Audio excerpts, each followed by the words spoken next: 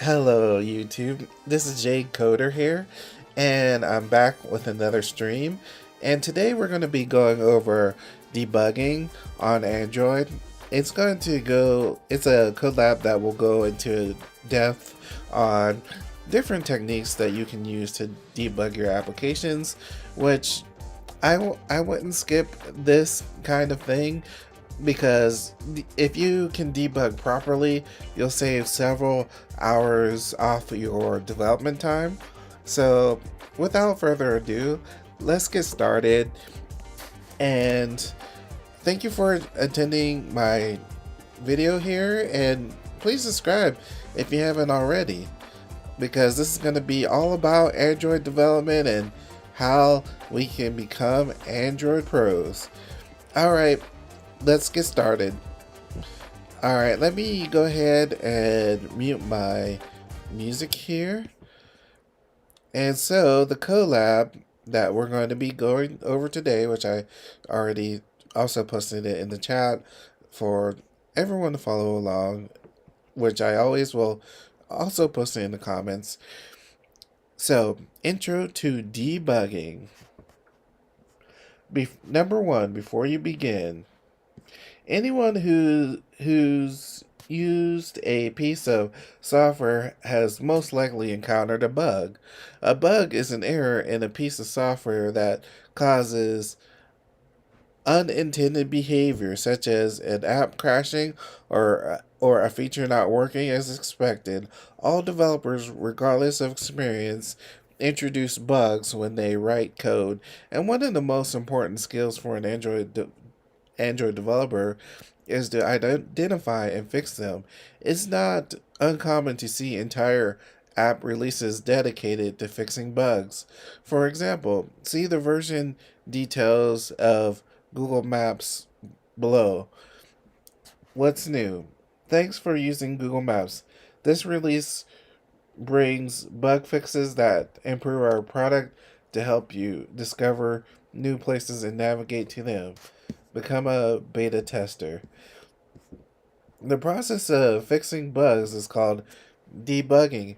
The famous computer scientist Brian Kernighan once said the most effective debugging tool is still careful thought, coupled with judiciously placed print statements. While you may already be familiar with Kotlin print ln statements from previous collabs, professional Android developers use logging to better organize their program's output. In this collab, you'll learn how to use logging in Android Studio and how it can be used as a debugging tool. You'll also learn to read error message logs called stack traces to identify and solve bugs. Finally, you'll learn how to research bugs on your own, as well as learn how you can capture output from the Android emulator as either a screenshot or a GIF of your running app. Prerequisites. You know how to navigate a project in Android Studio. What you'll learn? By the end of this collab, you'll be able to write logs using android.utl.logger, know when to use different log levels, use logs as a simple and powerful debugging tool, how to find meaningful information in a stack trace, search for errors, messages to solve application crashes, capture screenshots and animated GIFs from the Android emulator. Well, you'll need a computer with Android Studio installed. Alright, so it says create a new project. Rather than use a large and complex app, we're going to start with a blank project to demonstrate log statements and their usage of debugging. Start by creating a new Android Studio project as shown here. On the new project screen, choose empty activity. So we're going to go ahead and choose empty activity, and it wants us name the app debugging. Make sure the language is set to Kotlin and leave everything unchanged. So, all right, let's go ahead and do that in our Android Studio. Actually, let me go ahead and reveal my screen as well in my um, my video software. So just give me one moment to reveal my screen so that you can see my Android Studio as well. All right, so let us go to Android Studio. It wants us to go to New Project, and then it wants us to go to Empty Activity. Then it wants us to go to Next, and then they wanted us to name it Debugging. Name the app Debugging. So I'll go ahead and do that. Let's see, Android Studios over here, and I'm gonna name this Debugging, and then leave everything unchanged. And then hit finished. Okay, great. So we have our new project loading here, and while it's loading here, let's see what they want us to do next. And then it says, after creating the project, you'll be greeted with a new Studio project showing Android Studio project showing a file called mainactivity.kt. In the previous lesson, you used Kotlin's println statement to produce text output. In an Android app, the best practice for logging output is using log class. And so, yeah, log is a very strong class to use when logging output at runtime. And I would say it's an important thing to learn. There's different types of logs. And to dive in more into the documentation, I'll post this in the chat so that you all can be able to review that. So gonna go ahead and post that also in the chat. And so that is a reference of log class documentation. Alright, so I encourage you to study that later, and whenever you want to return to learn more about the log class, you can learn more through the documentation. And there are several functions for logging output, taking the form log.v, log.d, log.i, log.w, or log.e. These methods take two parameters. The first is called the tag, is a string identifier, the source of the log message, such as the name of the class that logged the text. The second is the actual log message. Perform the following steps to start using logging in your blank project. In main activity.kt, before the class declaration, add a constant called tag and set its value to the name of the class main activity. Alright, so the log tag is typically declared outside of the class, even though this variable is declared outside of main activity. It's declared as private so that it will only be accessible in main activity.kt. This means you can declare a tag variable for other classes. To learn more, check out the Kotlin documentation on visibility modifiers. And this is a link I'll include in the chat just for those who want extra study. So I'm going to go ahead and post that in the chat real quick. And this link is for more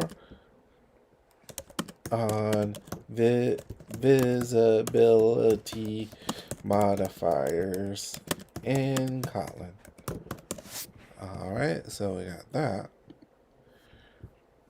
Alright, now add a new function to the main activity class called logging as shown. Alright, so they want us to go ahead and put our logging inside the main activity. So let's go ahead and do that. So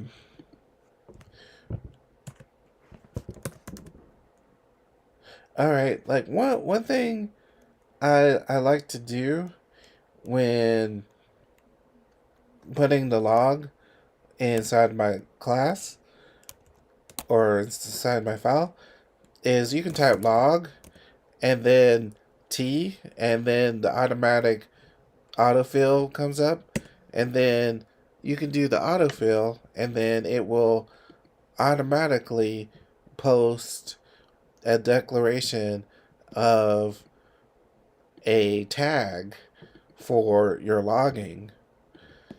So now it wants us to add a new function to main activity class called logging, and then we're going to add this to our main activity class.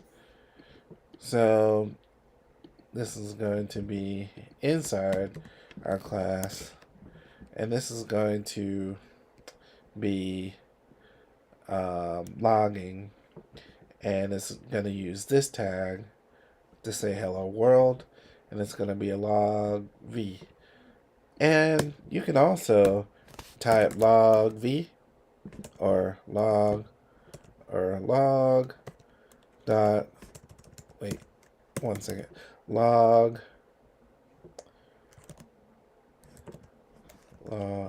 okay, well, usually you can type log.i to bring up an instruction, a log.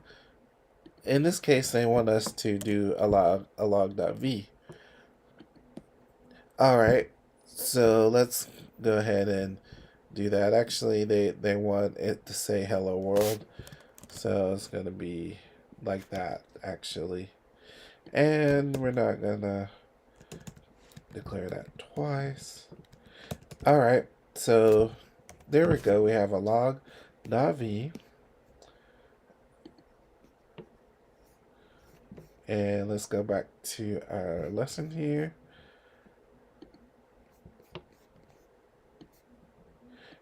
And it says, call logging in onCreate. The new onCreate method should look like the following. And then you're going to call logging here. And it says, run the app to see the logs in action. Logs appear in the logcat window at the bottom of the screen.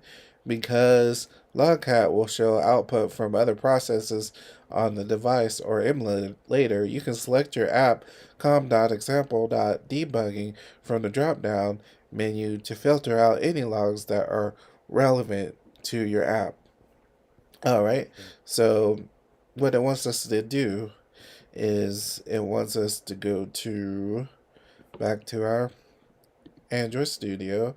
Then it wants us to call logging inside our onCreate, which we'll call there. And then it wants us to go ahead and run the application. And when we are running, you won't see the log inside the emulator, of course. So you have to go to logcat, this tab down here in Android Studio, to see the messages from the log. And so And so I'm gonna make sure to click on logcat. And so our app is running. All right, and it stopped running. It said hello world, and other apps will post stuff besides, well, other processes running in the operating system will post things. So in order to bring up our app, we can, let me see. What if we do com dot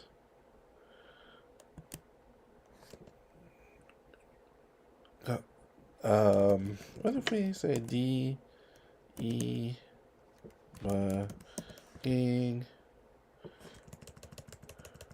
Let me see here. So inside our actual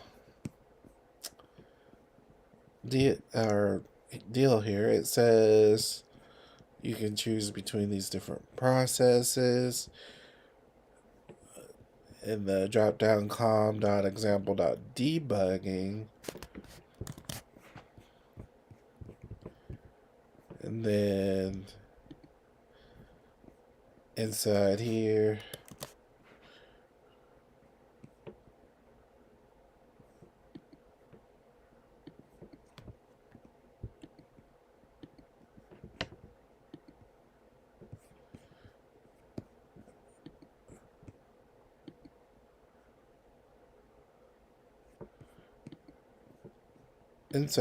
is our filtered search.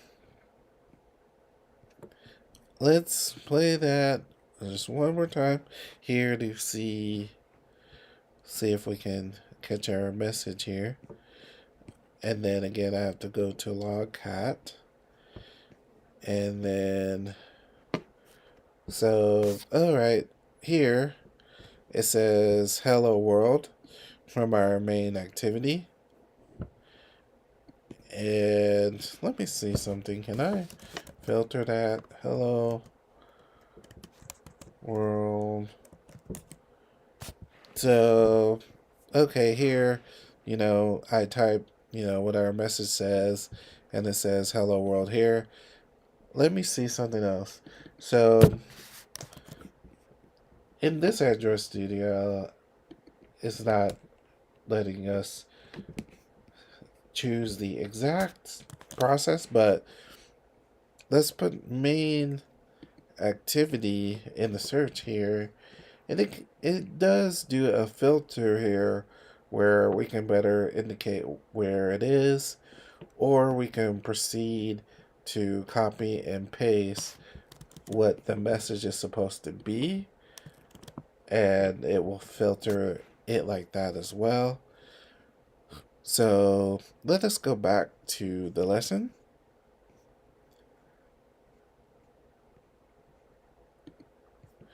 And then in the output window, you should be able to see your hello world output. If needed, type hello in the search box at the top of the logcat window to search all the logs, which that's what we did.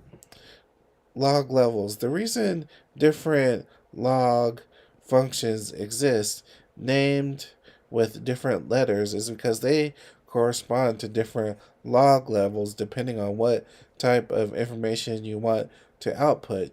You would use a different log level to help you filter in the logcat output. There are 5 main log levels that you'll use regularly. Error logs report that something went seriously wrong, such as a reason why an app crashed. So this is an example of an error log, log.e tag, and then you would write the message like normal. Warn logs are less severe than an error, but still reports something that should be fixed to avoid more serious error. An example might be if you call a function that is deprecated, meaning that its use is discouraged in favor of a newer alternative. So you use log.w. If you want to use warn, info logs provide useful information such as an operation being successfully completed. So log.I is the common one that I like to use for general info. And debug. Debug logs contain information that may be used when investigating an issue. These logs are not present in release builds such as one you'd publish on the Google Play Store. So these shouldn't appear in your release build if you use log.d when you choose to display the info. Verbose. As the name implies, verbose is the least specific log level. What's considered a debug log versus a verbose log is a bit subjective, but generally a verbose log is something that can be removed after a feature is implemented, whereas a debug log may still be useful for debugging. Logs are also not included in release builds, so log.v is also not included in the release build. So that's what those kinds mean. So keep in mind that there are no set rules for when to use each type of log level, particularly for when to use debug and verbose. Software development teams may create their own guidelines for when to use each log level, or perhaps decide not to use a certain log levels like verbose at all. The important thing to remember about these two log levels is that they're not present in release builds. So using logs to debug won't impact the performance of published apps, whereas println statements remain in release builds and do negatively impact performance. Fun fact, there's actually another log level called log.wtf. What a terrible failure that exists for logging things that you are certain will never occur, hence the name. These logs are a cert log level above error. So I'm gonna include that in the chat in case you guys are wanting to look into more about the WTF log, um, which is which is funny. I didn't know that existed myself, but I'm gonna go ahead and post that in the chat here.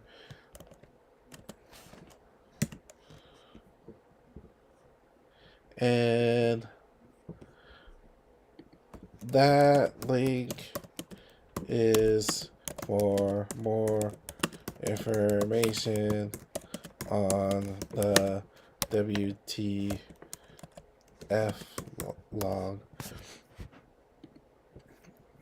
Alright, so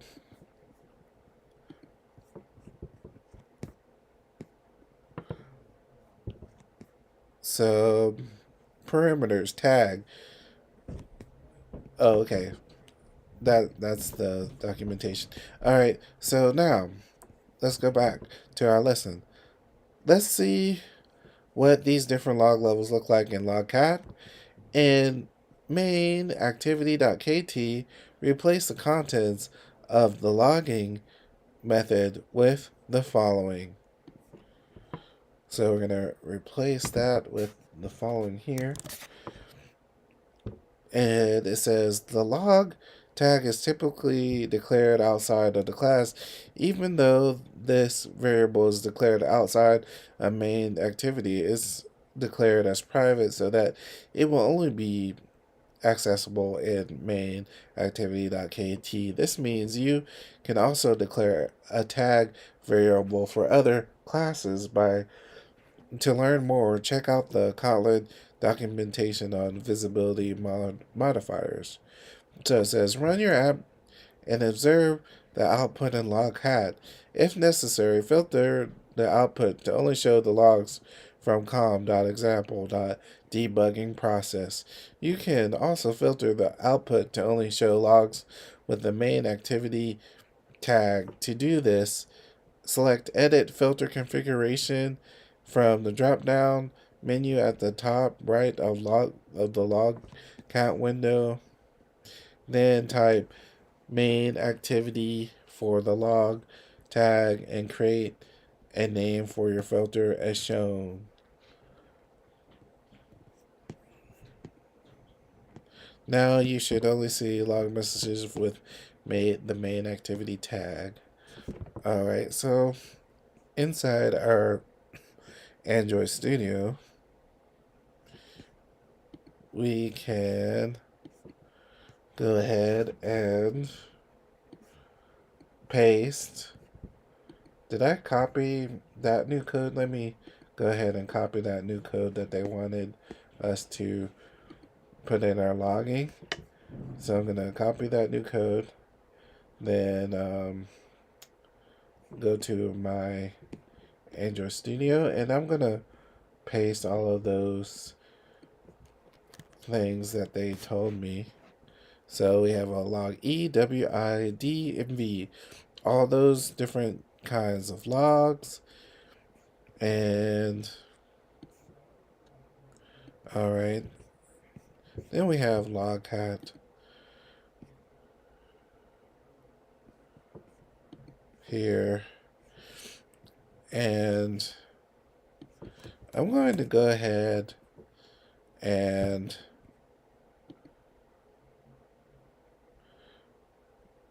I'm going to make that to main activity. And I'm going to go ahead and play this.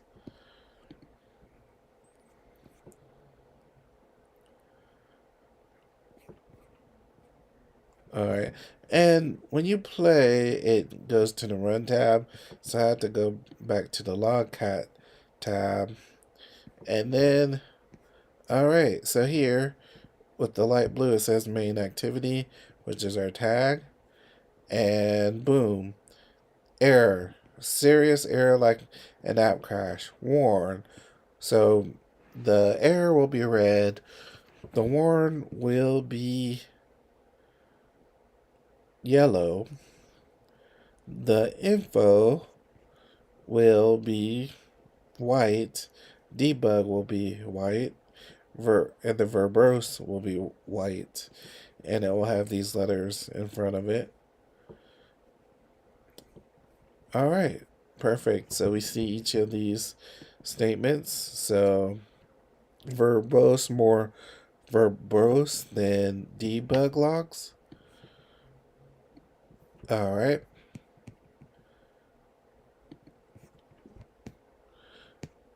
Note, the tag log is typically declared outside the class. I read that. So what they mean by outside the class is typically when you declare your log, make sure it is, outside the class here, whereas inside the class would be, of course, inside the brackets of the class, but we declared our tag outside the class, and the tag is our main activity, which it is still,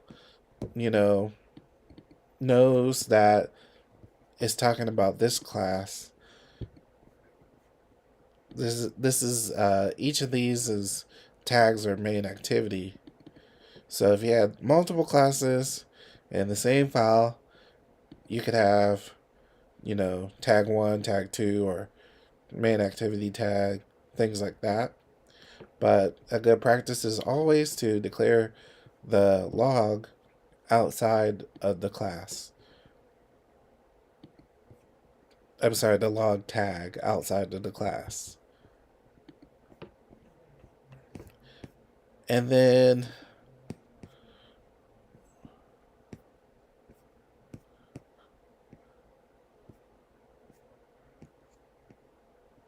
all right, notice how there's a letter before the class name.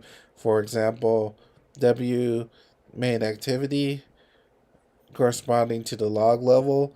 Additionally, the warn log is shown in blue, whereas the error log is shown in red, just like the fatal error in the previous example. Just as you can filter the debug output by process, you can also filter the output by log level. By default, this is set to verbose, which will show verbose logs at higher log levels. Select warn from the drop-down menu and note that now only warn and error level logs are shown. Again, change the drop-down to assert and observe that no logs are shown. This filters out warnings that's error level and below. While this may seem like taking print ln statements a bit too seriously, as you see, as you build larger apps, there will be a lot of more logcat output, and using different log levels will let you pick out the most useful and relevant information. Using log is considered a best practice and preferred over print ln in Android development, as debug and verbose logs won't impact for performance in release builds. You can also filter logs based on different log levels. Choosing the correct log level will benefit others on your development team who may not be as familiar with the code as you are, and makes it much easier to identify and solve bugs. And also, what a practice that I do is I like to, I usually use, you know, I usually like to use log I for my logging. And like for instance, if I want to see like what's inside a variable, I put my variable here so I can see the output, or if I'm getting something from an API and I want to display the contents, or if the response was successful, then you can use logging as well for things like that.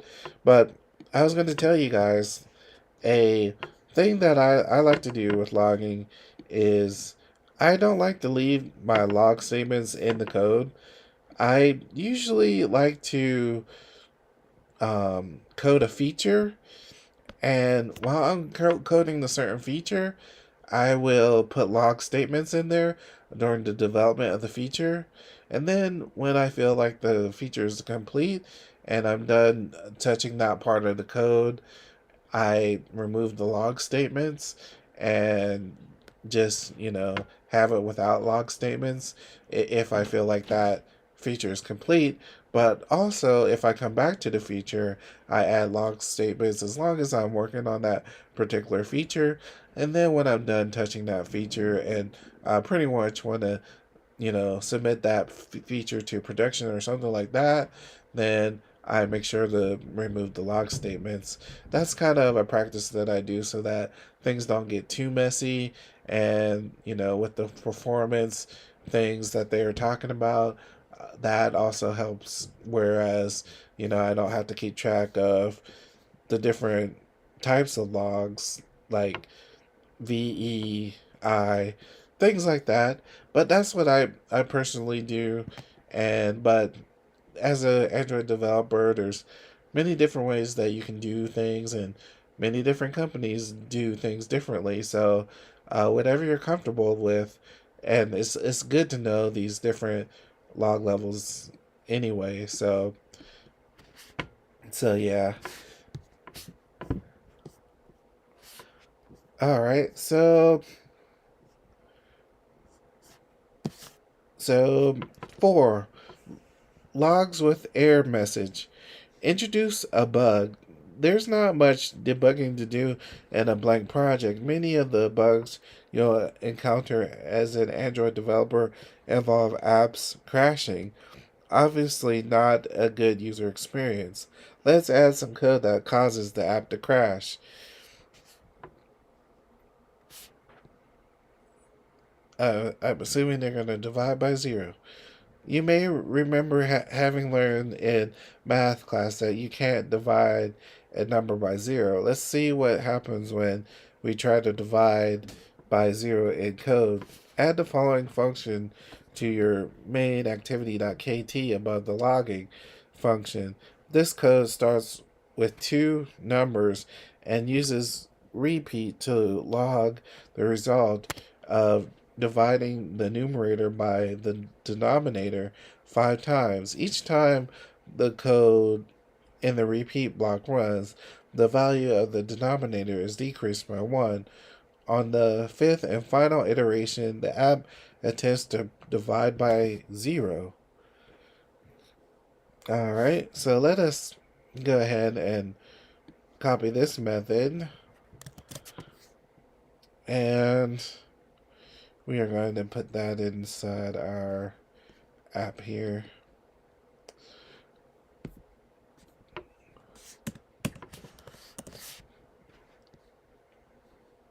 And apparently this will divide by 0 eventually after the repeats. Alright, and then what else do they have to say here?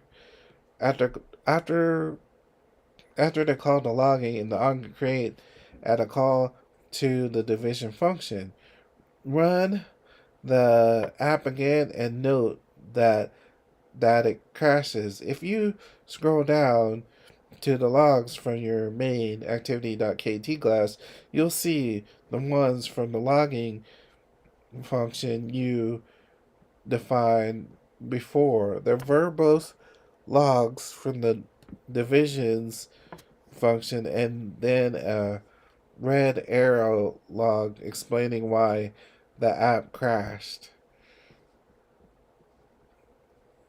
Alright, so let me go ahead and run the app.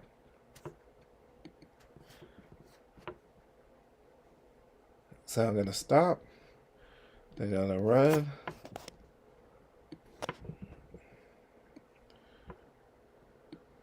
Boom. The app crashed. So once I run it, I'm going to go back to the log cat. And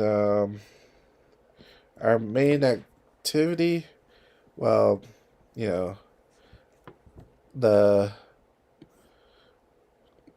our com.sample.debugging spit out a fatal exception. Unable to start activity, blah, blah, blah, blah, blah. Divide by 0.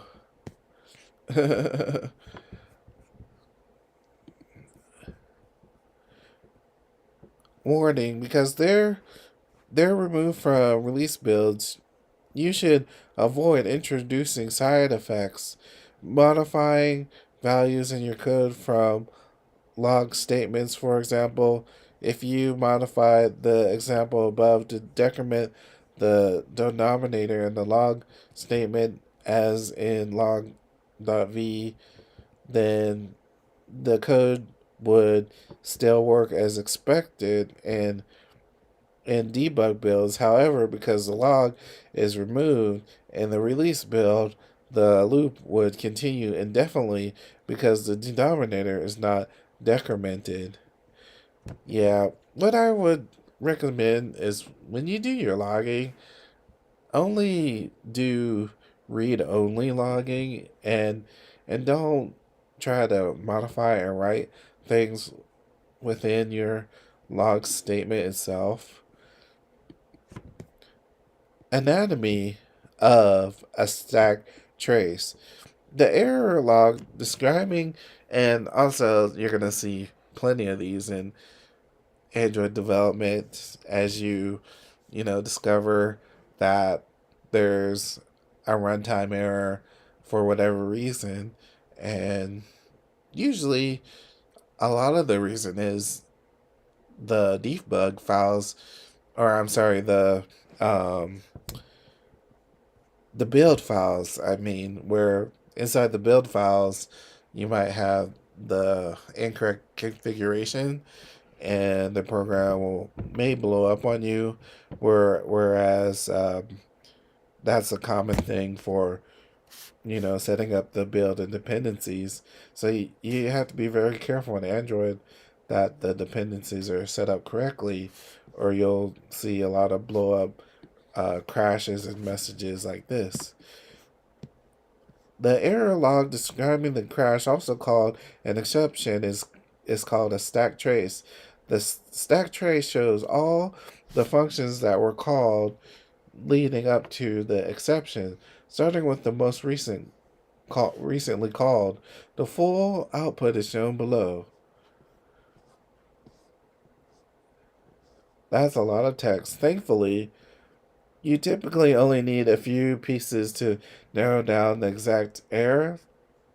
Let's start at the top. Java.lang.runtime exception. This says Java.lang.runtime exception unable to start activity component info com.example debugging com.example.debugging.main activity Java.lang arithmetic exception divide by 0. The first line states that the app was unable to start the activity, which is the reason for the app crashing. The next line provides a bit more information. Specifically, the reason the activity couldn't start was because of an arithmetic exception. More specifically, the type of arithmetic exception was divide by 0. 2. Caused by java.lang.arithmetic exception divide by 0 at com.example.debugging.mainActivity.division mainActivity.kd line 21. If you scroll down to the cause by line, it again says there was a divide by 0 error. This time it also shows you the exact function where the error occurred, division, and the exact line number 21. The file name and line number in the logcat window are hyperlinked. The output also shows the name of the function where the error occurred, division, and the function that called it on create. So, yeah. um, so yeah, it has, in there it has something called caused by, and then you search for caused by within the error, and in that here it says caused by this divided by 0, and then it has a link here, and usually if you see a blue link here, you can click on it and it will take you to the line where the actual error occurred, which was inside this log statement here in our log.v. And so this blue link also takes us to the actual method that caused the error. So this is the function that caused the error, and then this is the actual line where the error occurred. So usually, when you see these blue links under, caused by, then that may very well show you the exact line where the error has occurred. It won't happen all the time where it will show you the exact error, so you kind of have to do some additional investigation, but that's always nice when you have these blue links that you can click on to go to the exact line where the error or crash occurred.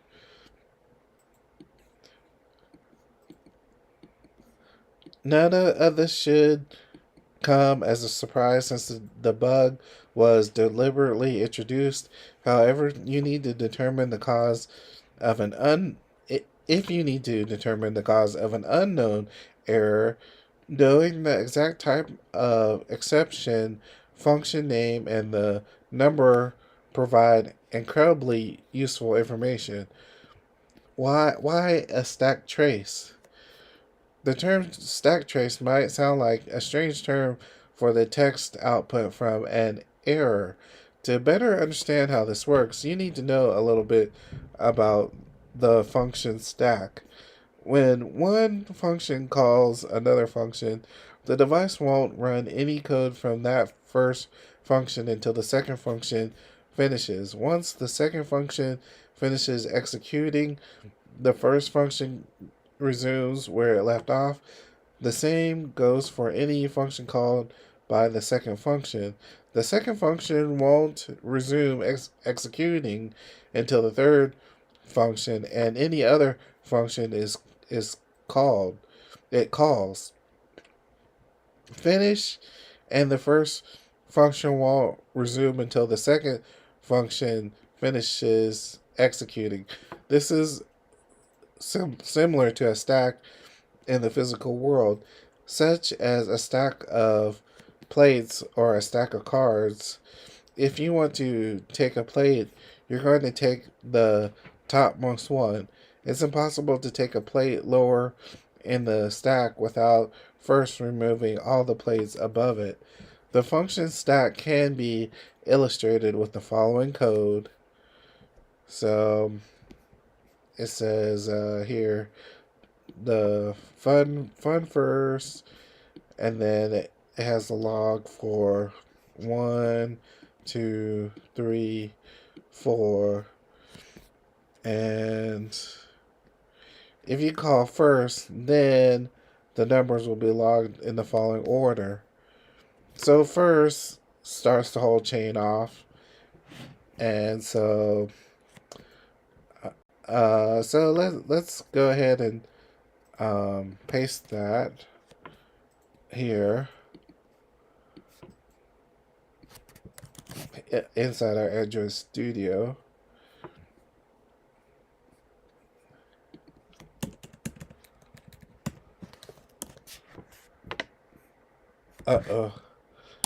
That copied a bit too much right there. I just wanted to copy the code itself. And let's go back to Android Studio. And alright, we already have our tag, so I can delete that. And so look, first calls second, second calls third, third calls fourth. And so, as you can see, when we call first, let's see what happens. Let me go ahead and comment out those first. And we're going to go ahead and run it. And then inside our log cat. Alright, here it goes. Main activity. So debugging log. We have 3, 2, 4, 1. Okay, that's very interesting. Okay, so we had the first method. We call the first method, and then it will execute the second method before it will execute this.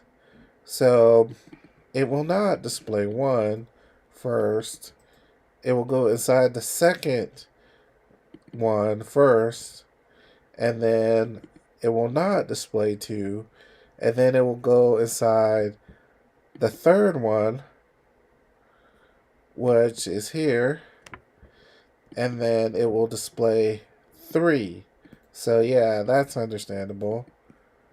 And then, alright, so it executed the third, and then boom, that's done.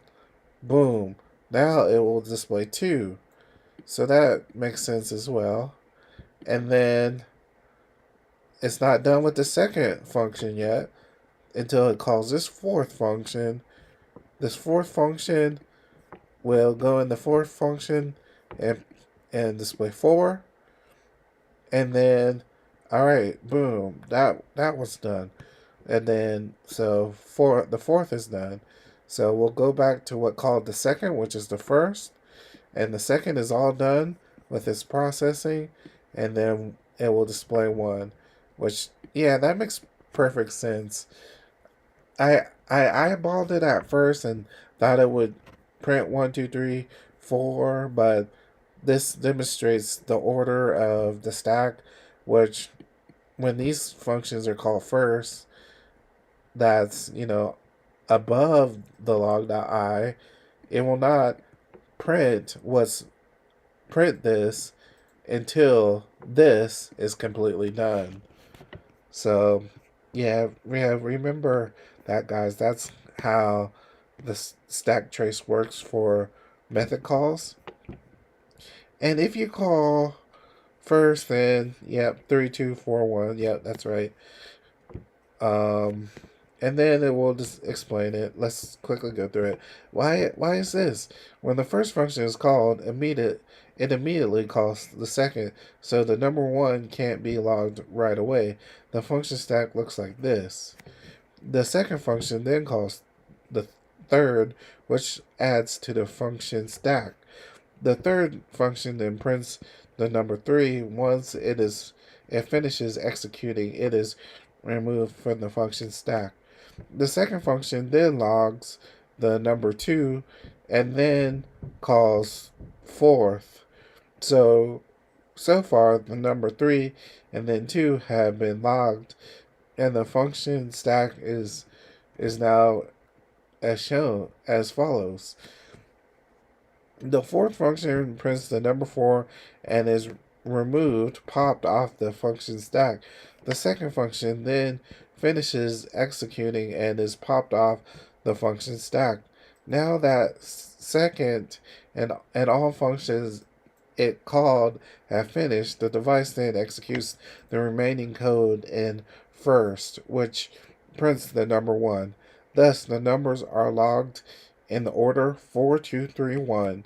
By taking your time and walking through the code and keeping a mental image of the function stack, you can see exactly what code is executed and when and what order. This alone can be a powerful debugging technique for bugs like the division by 0 example above.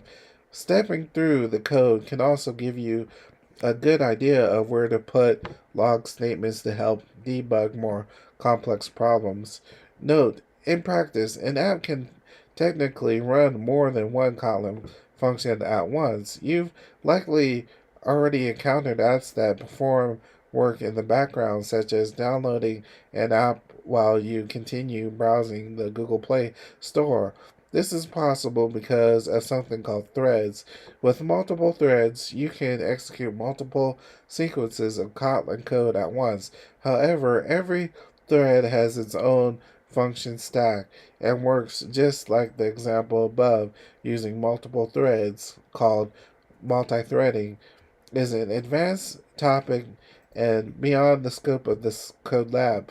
But you'll learn more about performing background operations when you learn about Kotlin coroutines in Unit 4. Yeah. So coroutines is also an important foundational concept in Kotlin, which it allows background tasks to be run while your app still runs. Like, for instance, if you have a UI and you want to download something in the background or download data, then it's going to be a poor experience if the complete app freezes while it takes like those 30 seconds to download that data. But like, if the app is still running and the user is still be able to scroll the UI while downloading that data, that's a better experience. So that's why things like co-routines will be used to run multiple tasks at the same time. Or else people might think, there's something wrong with the app if it freezes for the 30 seconds that it's trying to download the information, which is, it's perfectly normal behavior, but the user will not know what's going on in the background. And if they push a button or scroll, they expect to have the app to be responsive, and if it's not responsive, they're typically going to think that there's something wrong. 5. Using logs to identify and fix bugs. In the previous section, you examine this stack trace. Typically, this line, typically this line, the line 21 here, you can tell that the crash occurred on line 21 and was related to dividing by 0.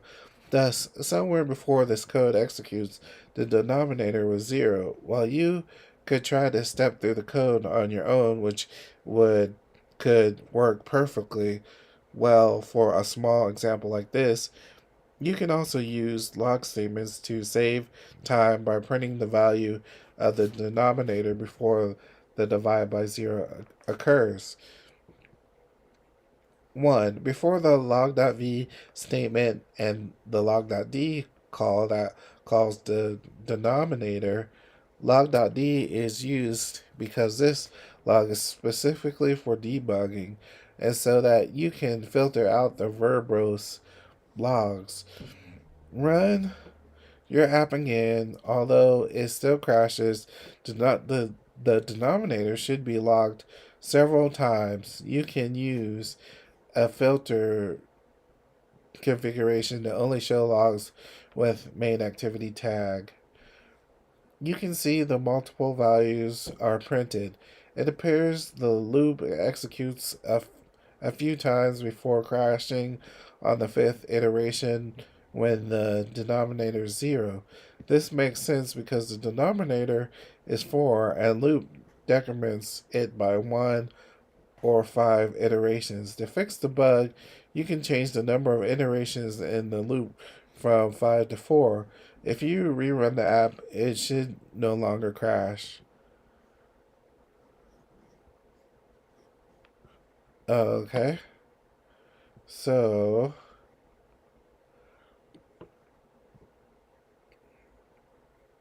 they want us to,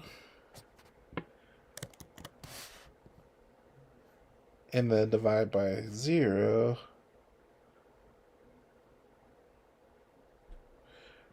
Alright, so they want us to go ahead and change our divide by 0 function to that. So let us go back.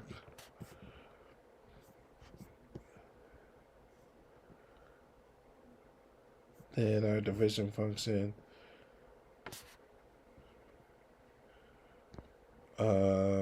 Let me see. So we have that, which, alright, so this is the old code. I'm gonna comment that out, and this is gonna be the new code for our division function. And so it repeats 4 times. And then log.tag. So since it repeats 4 instead of 5 times, it will not crash. However, when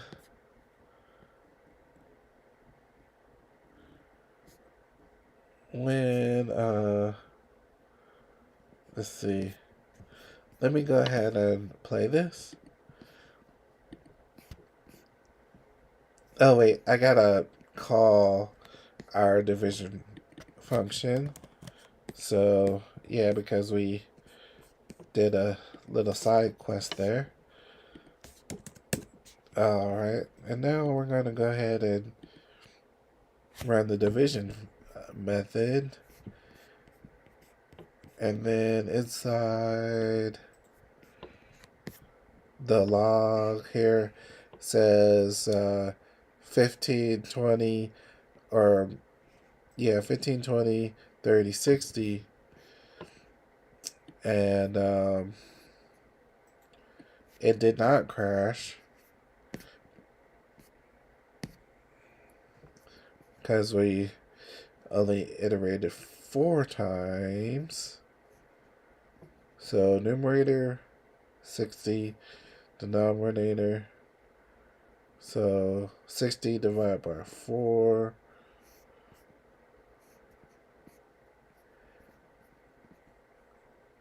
15 is 15, and then denominator minus minus, and then so denominator minus minus will be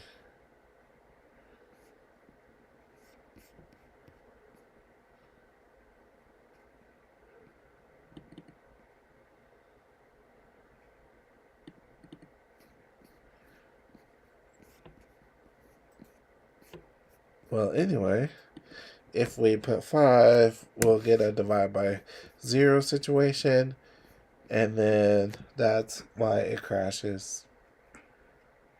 Boom.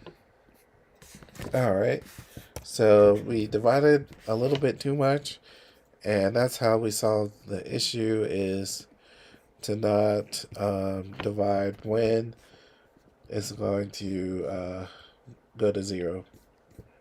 So it says change it from 5 to 4. It should not crash. Alright. And now it says debugging example, accessing a value that doesn't exist. By default, the blank activity template you use to create the project adds a single activity with a text view centered on the screen. As you learned previously, you can reference views from code by setting an ID in the layout editor and accessing the view with find view by ID when onCreate is called in an activity class. It's first necessary to call setContent view to load a layout file such as activity_main.xml. If you try to call find view by ID before calling set content view, the app will crash because the view does not exist. Let's try to access the view to help illustrate another bug.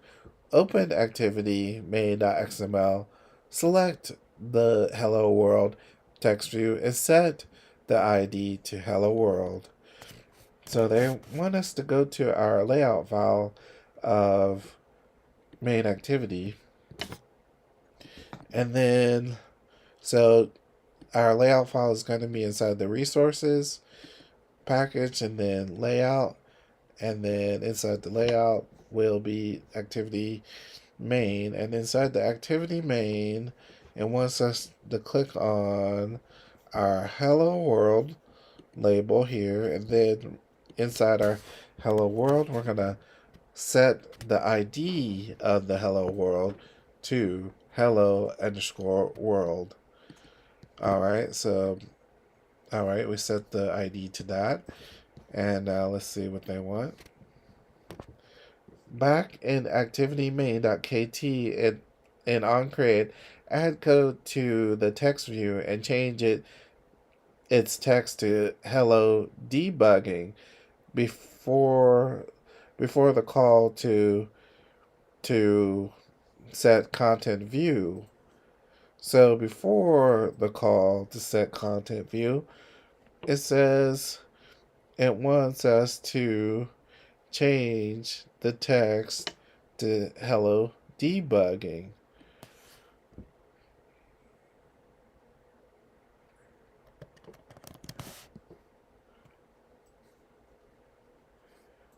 Before the set content. So we're going to go back into our main activity, and then it wants us to go to the Kotlin code, which is up here. And then inside the Kotlin code, before we set the content, it wants us to set the hello world or get the hello world view. So we need this variable to get our ID, our view by the ID, which is in our layout file right now.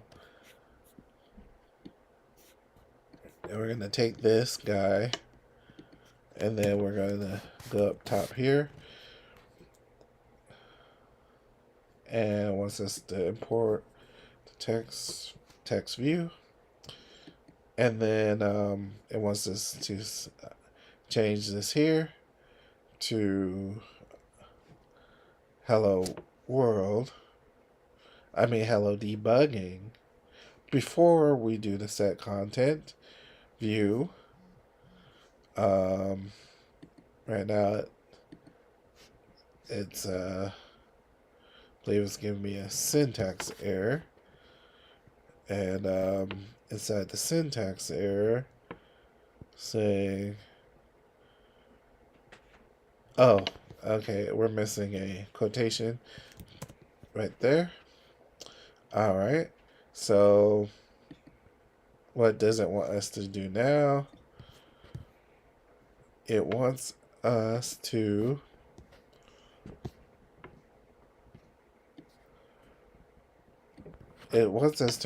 run the app again, and note that it again crashes immediately upon launch. You may need to remove the filter from the previous example to see logs without the main activity tag. And this one is like unable to start activity, blah blah blah blah blah. Find view ID r dot hello world must not be null pointer. Alright, so we return back to our Android Studio, and then we try to run that. Divide by division divide by 0 should be working. So it should crash for a different reason now. So when we go ahead and run that, let's see what it does here. Alright, boom, it crashed. Let's go to our logcat. And in our logcat, it's saying, oh, that's the wrong one. That was more up our old log. It says unable to start activity. Find view by ID must not be null, just like it was saying before inside the lesson. So you cannot call, you cannot try to, access something before the set content view is created. You have to wait till the set content view is created before you try to access a component from the UI using this technique. The exception should be one of the last things to appear in Logcat. Like before, at the top it says unable to start activity. This makes sense as the app crashed before main activity even launched. The next line tells a bit more about the error. Furthermore, in the stack trace, you'll see this line showing the exact function call and number. So, the exact function call and number. What exactly does this error mean? And what exactly is a null value? While this is contrived, while this is a contrived example, and you may already have an idea as to why the app crashed, you'll you'll inevitably encounter error messages you haven't seen before. When this happens, chances are you're not the first one to see the error, and even the most experienced developers will often Google the error message to see how others solve the problem. Looking up this error yields several results from Stack Overflow, a site where developers can ask questions and give answers about buggy code or more general programming topics. As there may be many questions with similar but not exactly the same answers, keep the following tips in mind when searching answers on your own. How old is the reply? Replies from several years ago may no longer be relevant or could be using an outdated version of a language or framework. Is the answer using Java or Kotlin? Is your issue specific to one language or the other, or related to a specific framework? Answers marked as accepted or with more upvotes might be higher quality, but keep in mind that other answers can still provide valuable information. A number in a number indicates the number of upvotes or downvotes, and a green check mark indicates an accepted answer. If you can't find an existing question, you can also ask a new question. When asking a question on Stack Overflow or any site, it's a good idea to keep in mind these guidelines. Go ahead and search for the error. If you read through some of the answers, you'll find that the error can have multiple different causes. However, given that you deliberately called find view by ID before set content view, some of the answers on this question sound promising. The second most voted answer, for example, says possibly you are calling find view by ID before calling set content view.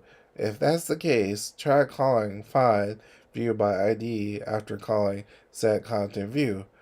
After seeing this answer, you can verify then after seeing this answer, you can then verify in the code that indeed the call to find view by ID is too early, coming before set content view, and that it should instead be called after set content view. All right, so let's see what it has. I'm gonna go ahead and search that like they said and see what that has in these modern times. So let's see. He says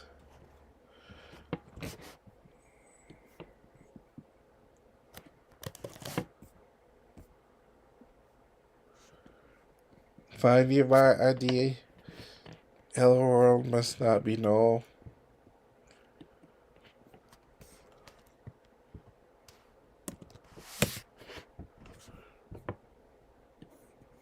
And then we have the Stack Overflow. And then in the Stack Overflow,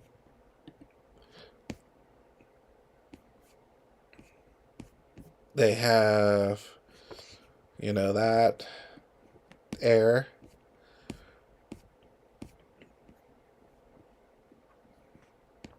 And then the first answer is the accepted answer. Says, blah, blah, blah, already mentioned. Button yes equals yes returns no because button yes is not a view inside the content view inflated to page 2 activity. The buttons button yes and button no and the edit text can be found in the content that is inflated in the dialog. Also in the column, you do not need find view ID to access the activities views. You can delete all of these. So, I mean, in our case, the accepted answer doesn't look to be exactly what we're looking for. This zero answer is different. We kind of have like a different one.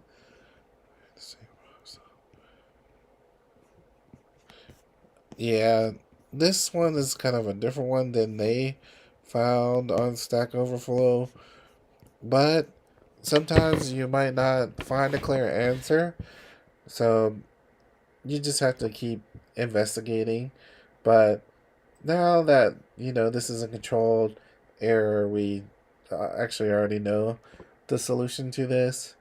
So what they're gonna say here is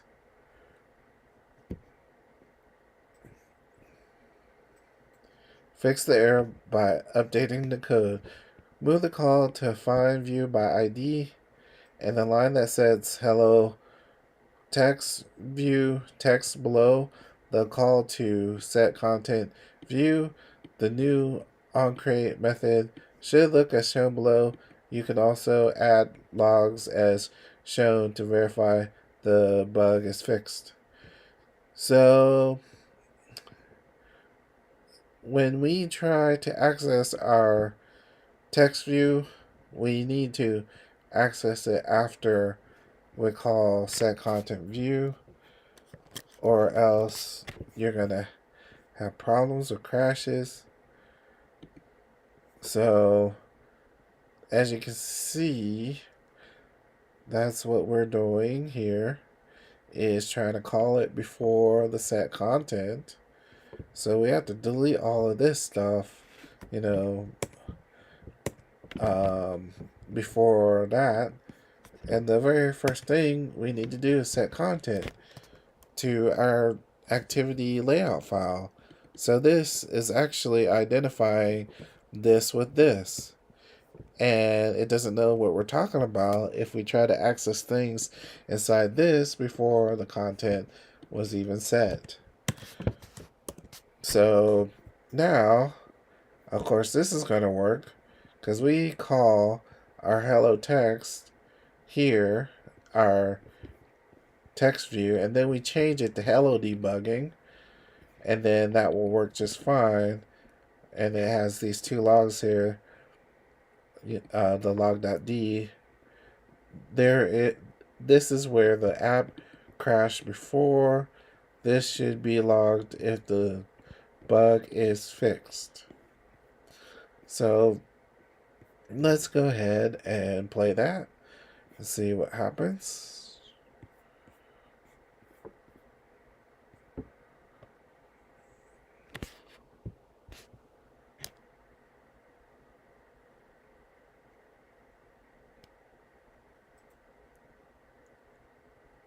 Alright, so we are here. And so we have to look at our, notice it says hello debugging because we actually set that inside our Kotlin code. Hello debugging, so that actually worked. did the logs work? So we go to our logcat tab down here, and then like our main activity is here, and then it says this is where the app crashed before. This should be logged if the bug is fixed. So everything is fixed and is no longer crashing.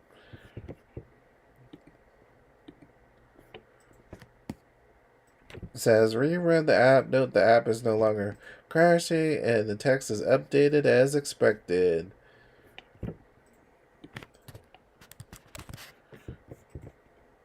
And it says by now you've probably seen numerous screenshots from the Android emulator in this course.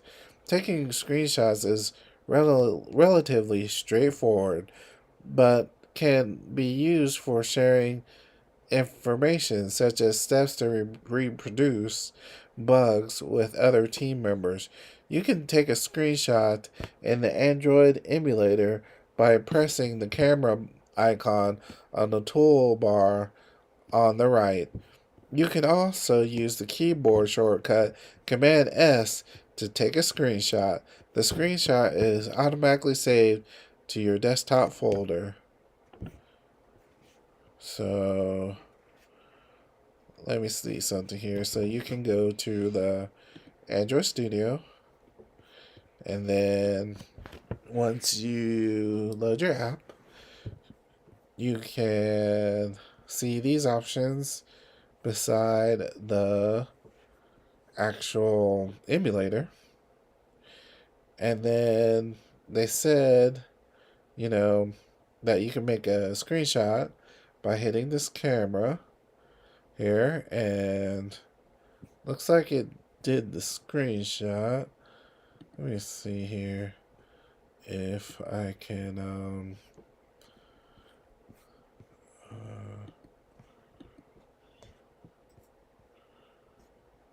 desktop.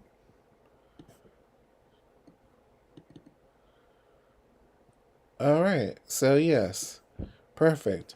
It will go to your desktop if you hit this camera button for your emulator. So for your emulator, and that's good. That's good to know, to quickly take a screenshot with the built-in feature here. All right, perfect. Record a running app. While screenshots can convey a lot of information, sometimes it's helpful to share recordings of an app running to help others reproduce something that caused a bug. The Android emulator offers some built-in tools to help you easily capture a GIF animated image of the running app. Number one, in the emulator tools on the right, click the ... button, last option, to show the additional emulator debug options. A window pops up that provides additional tools for simulating functionality of physical devices for testing purposes. On the left side menu, click record and playback, and you'll see a screen with a button to start recording. It says right now your project doesn't have anything that's interesting to record other than a static text view.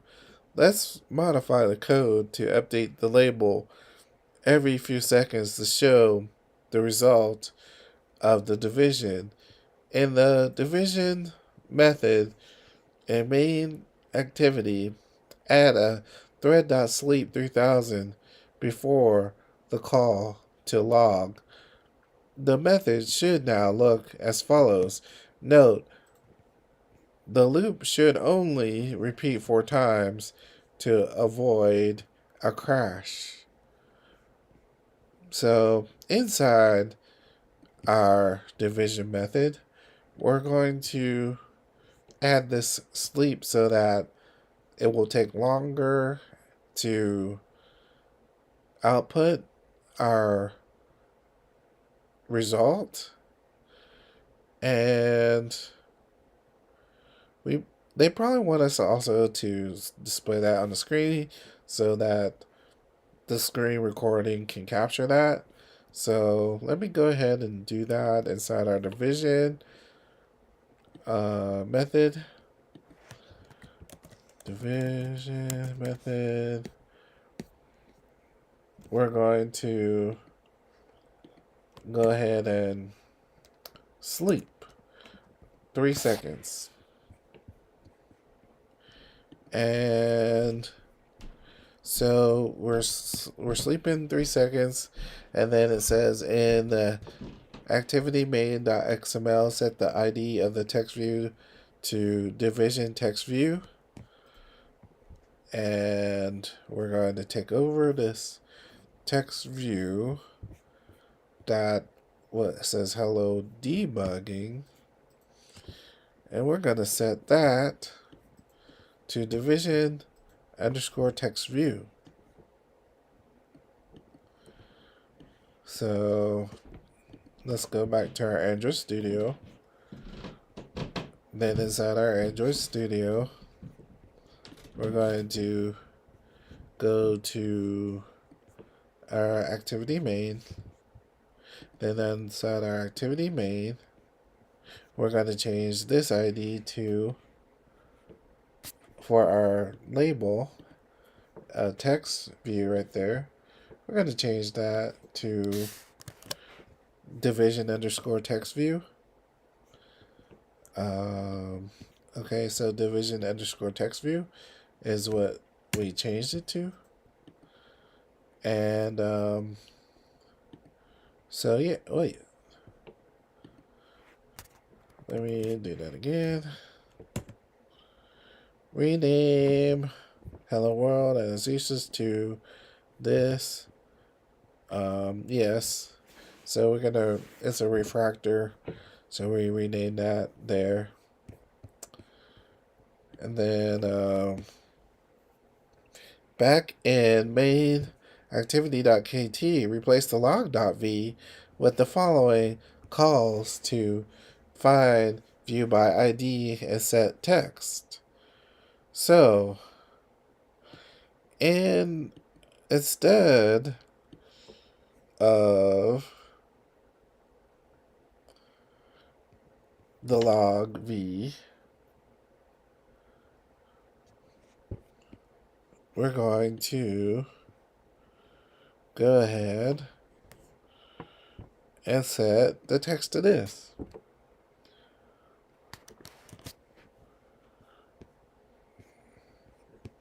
Replace the call to log v in the main function. So going back to our Kotlin.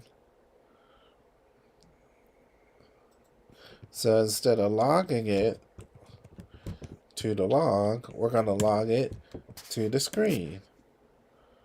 Boom.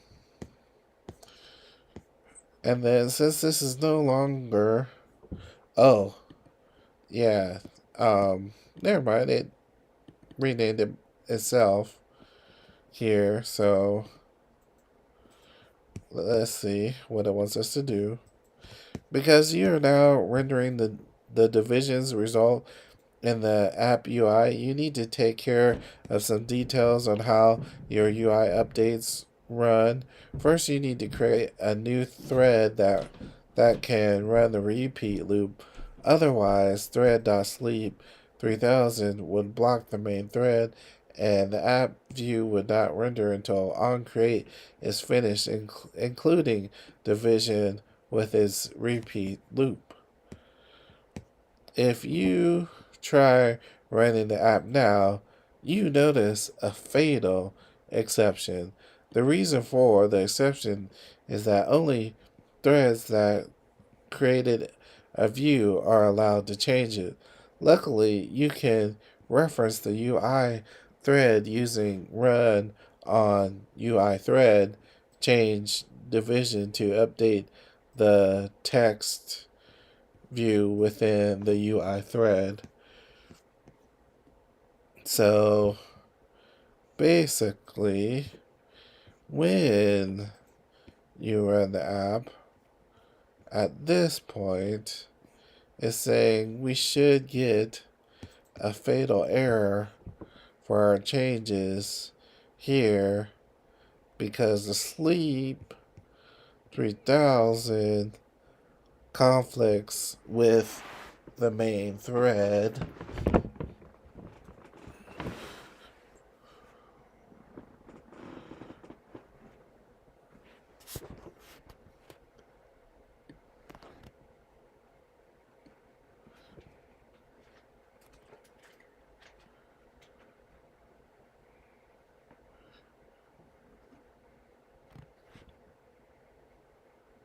Okay, well, apparently we didn't get a fatal error on our end.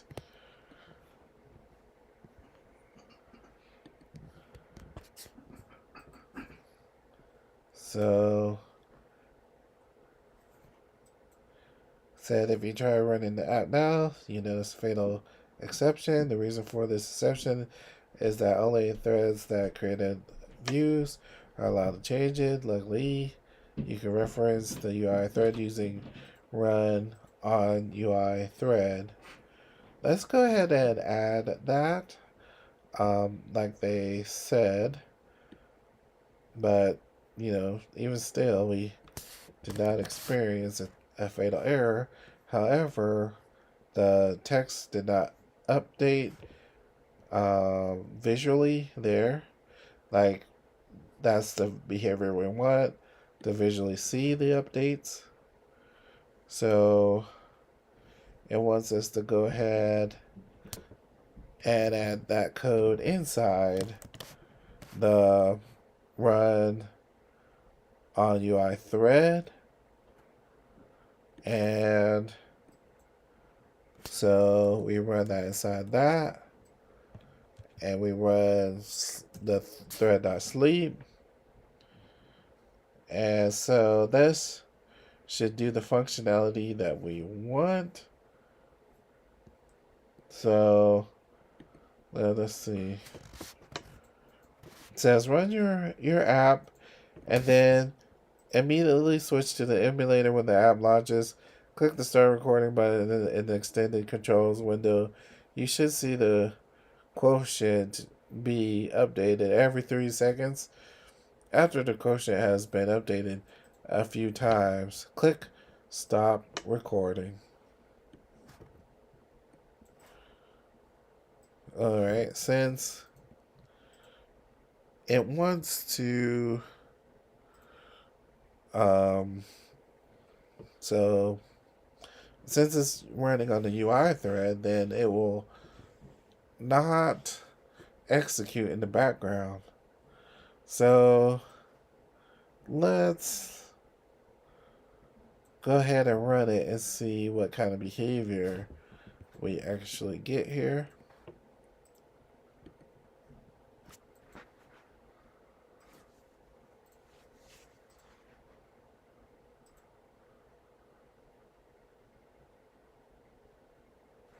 Okay. All right.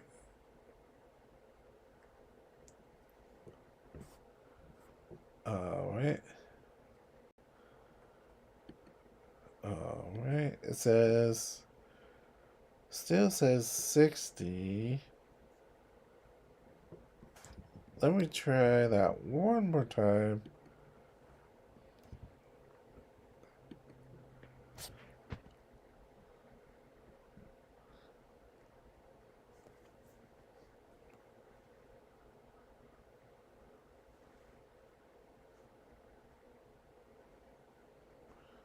Okay, so apparently it doesn't want to show us it. Have the thread that sleep right there. It's the code. Correct. Inside our repeat, we have the thread that sleep. Oh, it wants us to add this thing here thread start equal true and wrap our repeat inside that. So that was actually what I was missing there. Let me go ahead and do that.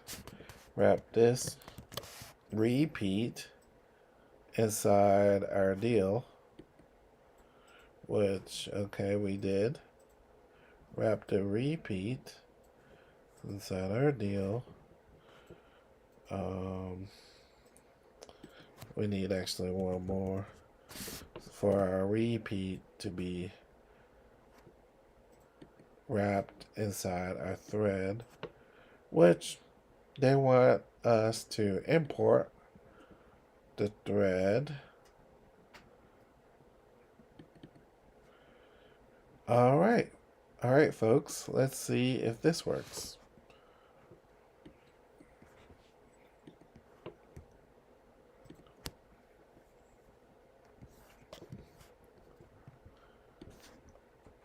Hello, debug 15, 20, 30, 60.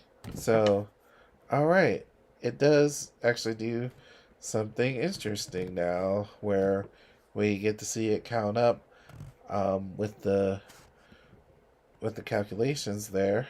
And now the thing it wanted us to do is record it. Let me see here in our lesson the instructions for recording, which usually if I want to record my emulator, I use this program called Screenshot inside the Mac, where you can do image, where you can take screenshots and also take recordings, but looks like apparently recording and screenshot taking is built directly into the emulator, which is also good to know. So let me see how we can record this. So it says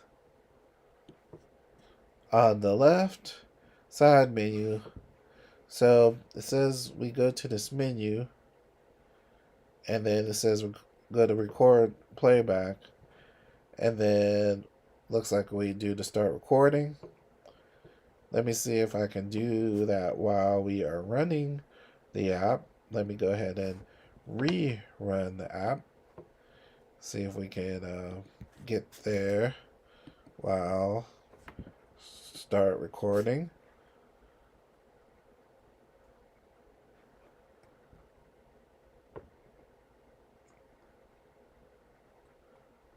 All right. It took 10 seconds to finish that. All right. Then when I hit play, it's showing a recording of the app here. All right. So recorded it, so you can either save it as WebM or GIF. Then you can save that.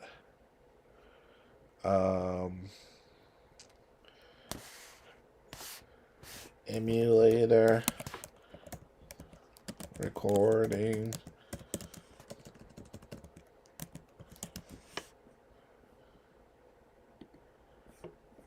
You save that to your desktop, and then let me see. Inside your desktop, you have the emulator recording,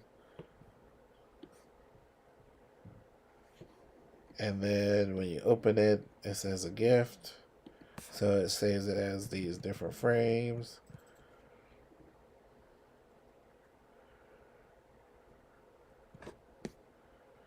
Wow.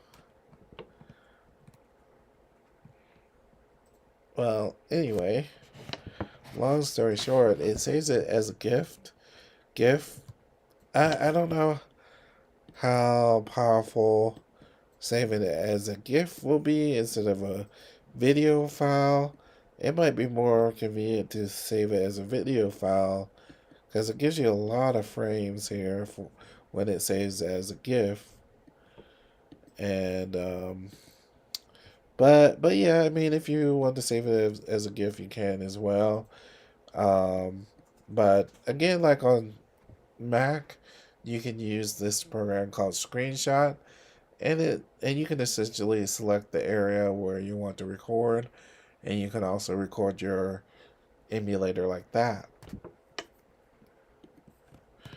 But anyway, it's good to know that these features exist, so that if someone asks you about, can the emulator record, you can tell them.